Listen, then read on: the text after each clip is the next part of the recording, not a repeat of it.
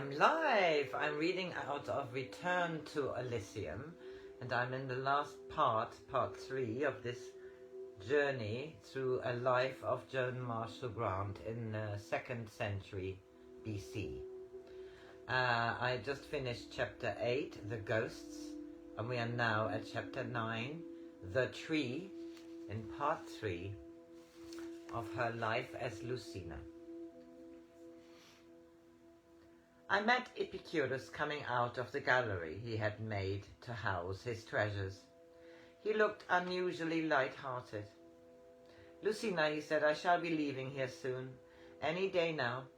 I want to clear my things away before I go, unless you need them." I thought I knew the purpose of his journey and wondered why he tried to conceal it from me. "You are taking the Patar back to your father?" He laughed. "I did that when you sent it to me. I did not know I was dead then, so I started walking down the road to Athens. It was to have been a melancholy pilgrimage. You know, the kind of thing, dinges in the distance and cypresses dripping in the rain, dirges in the distance and cypresses dripping in the rain. I intended to open the tomb and reverently place the statue among the lonely bones. But when I reached the boundary, I saw 2 people sitting by the roadside. They seemed to be waiting for me, so I stopped to speak to them. The man was obviously a peasant, not a Greek, but I forgot to ask his nationality. It seemed so unimportant.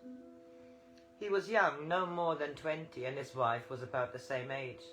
They asked me whether I should like to live with them. An odd invitation from complete strangers, but I knew they expected me to accept. They said their cottage had 2 rooms and that the leak in the roof would be mended before the rains.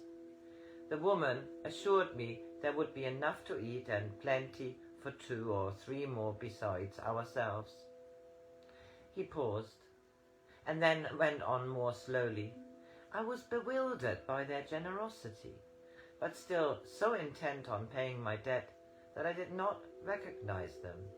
Suddenly the woman smiled and said she was hungry. Instinctively I handed the Patar to her, perhaps because it was the only thing I had brought with me.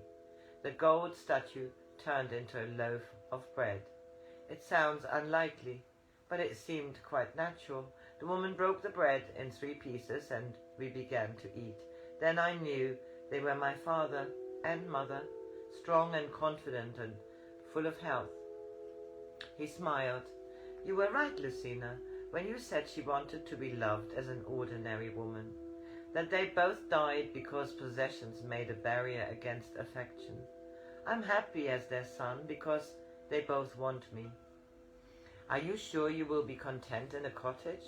Will you be happy there when you grow up?" "Happy?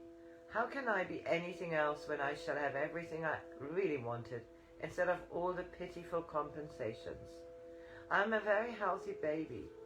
Already I am 6 months old, and I assure you that milk can taste better than the vintage. When Euripides is born, he will be more proud of his first tooth than ever he was of his first play." Before I had time to answer, he added, "I shall miss you, my very dear Lucina, but we shall find each other again. We learned that affection is stronger than death. Now I know it is stronger than birth." Laughing, he vanished, which I still found a little disconcerting. So Epicurus had no further need of Elysium. How long would it be before Euripides also became weary of our little heaven?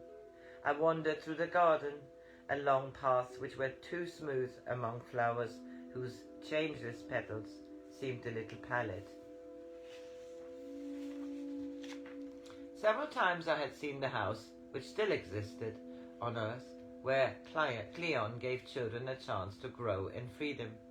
On these walls the plaster was cracked, the rooms untidy, but there was laughter, endurance, beneficent solidity. Cleon was old, but his heart had a youth I could not echo until I had the courage to be young again. I found Euripides sitting on the quay, staring disconsolately towards the horizon. "So, Epicurus has gone," he said. "Don't pretend you are not depressed. I know how you feel. I heard the children again today, and real children who would pity us for still wanting to be only ghosts." "We are bored," I said despondently. "For Epicurus everything is beautifully solid. He doesn't have to trouble about everything changing into something else the moment he gets absent-minded." He came to say goodbye to me, and I made him admit that teething had certain disadvantages. "What a silly thing to fuss about," I said unsympathetically. "His teeth will grow without his having to think about them. He will meet new people who are less boring than himself." "Bored with Lucina? Aren't you bored with Euripides?" It seemed so unlikely that for a long time I considered it impossible," he said frankly.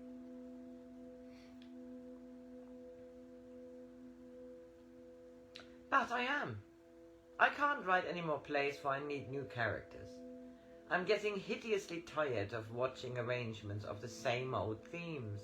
There's something pathetically tenuous about the cheers of a self-created audience." Then he sounded more like the familiar Euripides, severe yet tolerant. "It might have been different if you had taken me to Olympus. The conversations there would have been sufficiently stimulating to enliven us for several millennia. Or would even Zeus have been repetitive?" "I don't know. We couldn't get to Olympus because we never believed in it enough. I talked a great deal about gods and immortals, but never really believed in anything bigger than my silly little self." "We are ghosts," said Euripides gloomily. "We have got everything we desired and find our heaven an error of taste, a distressing failure of perception." "I agree that my blue roses were a mistake," I admitted. "They might have been quite pleasant if I had used more restraint instead of making them larger than cabbages." "No worse than my theatre," he said consolingly. "That quantity of pink marble, that plethora of fountains, and the audience must have been composed of idiots, to have sat so still, to have endured so placidly, to have cheered with such determination." He sighed. "Oh, for me, one honest cheer, one bawling fruit cellar." Side by side we had been wandering along a familiar path towards the headland. "Do you remember the Tyrian purple?" I said wistfully. We were real people then, even though the enemy could be explained away as insubstantial. "Nothing is insubstantial if it teaches you to live, love, or even makes you fight," said Euripides. "In future, we had better be sure that what we want. There's something very inevitable about heaven. The real heaven is being with people because you love them enough. We are only ghosts because our immortality cannot accept us into a company we have forgotten." "You think we are more than ghosts?" For the first time since I reached this Elysium, I knew a confidence which Lucina had found in the temple. "We are wide as the sea and enduring as the stars. If we will but believe it. You and I have held millennia as grains of dust in our hands. We are old as the rocks, patient as the trees, free as the birds of the air. We share the rhythm of heaven and earth, but only the seed of the harvest may endure beyond the small confines of time. Above the limitations of our shade, the tree of our growth is strong in the sun of our loving. We, the ghosts of our transient selves, are the seeds which require the earth to make their growth. We are lonely because we have forgotten our kinship with the tree, impatient because we have neglected the twig which links us to the branch." He smiled. "Sometimes, though I was only an acorn, my plays brought a memory of the oak to remind my friends of the warmth of the long growth. Now, for the first time as Euripides, I realized that I tried so hard to write plays because Through them there could be recognition of affection. I know that as Lucina the priest, I tried to bring to other acorns the knowledge of the tree. We found ourselves looking down at the house on the headland. I knew the name of the man who sat on the bench under the pine tree with his wife beside him. I knew the name of the child who played at their feet. Even Asclepius had a ghost, I said softly. He was so proud of being a realist, so wise that only a little of his soul stays here in the fulfillment of desires. But we must never mock the loving of a ghost, for it is by loving that the tree of immortality discovers its stature. Asclepius and my mother refused to accept their humanity. They have come back to find the peace with which they both denied because they were blinded by a light beyond their vision.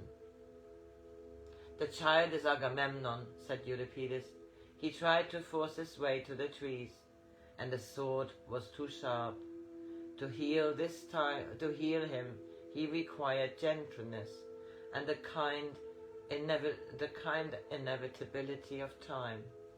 Asclepius is giving to the little boy the peace he denied to the man. He took my hands in his. I'm shy of making a speech, but I must speak with sincerity of subjects too wide for polished words. All roads lead to the tree. All ghosts find their immortality. But this I say to you with all the fervour of my heart. We, the artist and the priest, twin names of the same purpose, dedicate more than our souls in a service beyond our temporal understanding. We shall always think ourselves inadequate, for we try to express something beyond the limits of our wit. We shall be praised beyond our merit, and derided when we know we have earned honour. We shall never be able to find enduring refuge in our ghosts. That is why we shall find it hard not to envy the many who have chosen an easier way to the tree. Often we shall fail, I said, but may the gods whose names we have forgotten remind us that we have only to choose between the desire to become yet another ghost and the integrity which receives the freedom of Olympus. He kissed me on the forehead.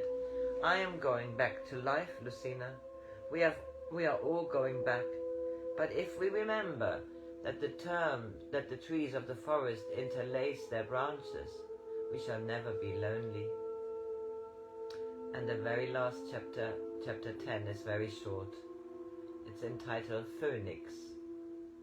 My dreams were becoming increasingly vivid. Already the house with the white pillars where a woman waited the birth of a child had brighter colours than Elysium. Or was Lucina no more than a fragment of the child's dream? It would be exciting to enter a new span of living. I should find friends who could not enter Lucina's narrow heaven and others who had shared it with her. I knew so little of the new country, only a few lines from a play not yet written. Narcissus would be my half-sister, but I should not meet her until I was grown up. My mother would be Greek, my father a Roman. Later I should find someone who would tell me the simplicities which Lucina had never heard. Had I known him under a name forgotten, in a time wider than can be seen by a ghost's vision? When I went away, would Elysium cease to exist, or other ghosts seek it to regain their loving? There was nothing to keep me here, only a faint nostalgia for scenes I had known and loved, desired and slowly outgrown. Would birth be solemn, or smooth and natural as death? I stood alone on the cliff above the sea as dawn spread phoenix wings across the sky. Today Lucina would be given a new name. Well, this is the end of Elysium. It was a lovely book. I really enjoyed it. Let me see again when it was published. I think in 1947. Oh, I can't read it here properly. I might read it 1906. It says here, in permanent friendship for Alec Clarkson, 29th of June 1906 to the 30th of November 1946. So he only was 40 years old, that Alec Clarkson. I think I might attempt this book in German. I haven't translated one for ages into German, and maybe it will be a tough job, but I think it might be good for our own personal understanding as well. Anyway, I wish you a lovely Tuesday, the 5th of December 2023. From Heike.